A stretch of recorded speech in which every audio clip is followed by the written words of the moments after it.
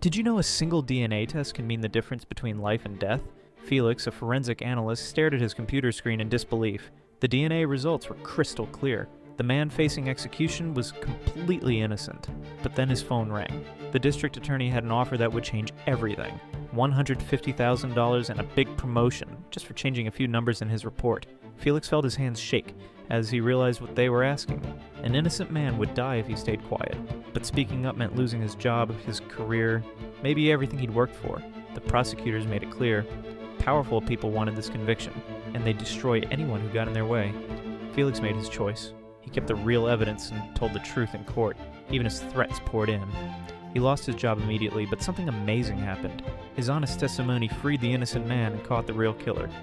Today, Felix leads federal forensic oversight, proving that doing right always wins in the end.